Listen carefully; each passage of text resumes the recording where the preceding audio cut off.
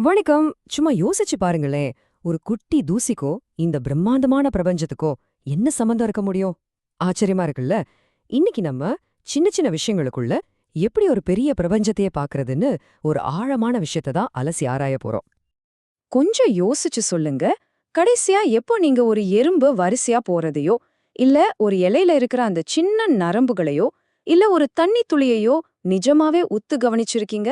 நம்மள நிறைய பேர் இந்த மாதிரி குட்டி குட்டி அற்புதங்களை கவனிக்கிறதே இல்ல, இல்லையா? சரி, இந்த கேள்விதான் நம்மளோட இன்னைக்கு பயணத்தோட ஆரம்ப புள்ளி. நம்ம கேட்ட இந்த கேள்விக்கு ஒரு ஆழமான பதில் ஸ்ரீமத் சுவாமி சித்பவானந்தரோட இந்த தினசரி தெய்வீக வழிகாட்டுதலிருந்து நமக்கு கிடைக்குது. வாங்க, அதுல என்ன ஞானம் ஒழிஞ்சிருக்குன்னு பார்க்கலாம். சரி, அப்போ இதோட மைய கருத்துக்குள்ள போலாம்.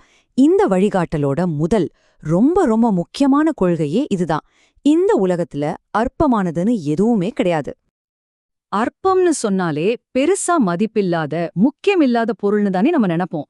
ஆனா நாம இப்ப பார்க்க போற இந்த வழிகாட்டுதல் இருக்குல்ல, அது நம்ம எண்ணத்தையே தலைகீழா மாத்த போகுது. அந்த வழிகாட்டுதலோட மையச் செய்தியே இதுதான். படைப்புல அற்பமான விஷயம்னு எதுவுமே இல்ல. சின்னதா தெரியற விஷயம் அதோட இடத்துல ரொம்ப பெரியது. இதுக்கு என்ன அர்த்தம் பாத்தீங்கன்னா, நாம சாதாரணம் அற்போன்னு ஒதுக்குற ஒவ்வொரு விஷயத்துக்கும் இந்த பிரபஞ்சத்துல ஒரு முக்கியமான பங்கு இருக்கு. இந்த உண்மைய நம்ம எப்போ உணர்றோமோ, அப்போ படைப்போட ஒவ்வொரு துகளையும் ஒரு மகத்துவத்தை நம்ம பார்க்க ஆரம்பிப்போம். இந்த பார்வைதான் இயற்கையோட அந்த மாபெரும் சக்திக்கு முன்னாடி நம்மள பணிவாணிக்க வைக்குது. சரி, இப்போ அடுத்த கட்டத்துக்கு போலாம். இந்த பெரிய ஐடியாவ, இந்த வழிகாட்டுதல் எப்படி சில சூப்பரான உதாரணங்களோட விளக்குதுன்னு பாப்போம். வாங்க, ஒரு சின்ன துகளுக்குள்ள ஒளிஞ்சிருக்கிற அந்த பிரபஞ்சத்தையே பார்க்கலாம். இங்கதான் விஷயம் இன்னும் ஆழமா போகுது பாருங்க. ஒரு சின்ன பூச்சி இருக்குல்ல, அது இந்த மாபெரும் பிரபஞ்சத்தோட மொத்த உருவத்தையும் பிரதிபலிக்குதாம். ஒரு சின்ன நெருப்பு பொறி முழு சூரியனோட அமைப்பே தனக்குள்ள வச்சிருக்குதாம். அடேங்கப்பா, இதுதான் சிற்றண்டத்தல் பேரண்டம்னு சொல்றது. இந்த உதாரணங்கள்லயே ரொம்ப பவர்ஃபுல்லான ஒரு வரி இதுதான். ஒரு சின்ன பூச்சையோட கூட்டுத்தொகை தான் இந்த மாபெரும் பிரபஞ்சம். யோசிச்சு பாருங்க, ஒவ்வொரு சின்ன சின்ன பகுதியும் ஒன்னு சேர்ந்துதான் இந்த முழுமையான பிரம்மாண்டமான பிரபஞ்சத்தையே உருவாக்குது. இப்போ நாம இந்த பிரபஞ்சத்தையே இயக்குற ஒரு குறையில்லாத, உடைக்கவே முடியாத ஒரு ஒழுங்க பத்தி பார்க்க போறோம். சொல்லப்போனா இது ஒரு கச்சிதமான டிசைன்.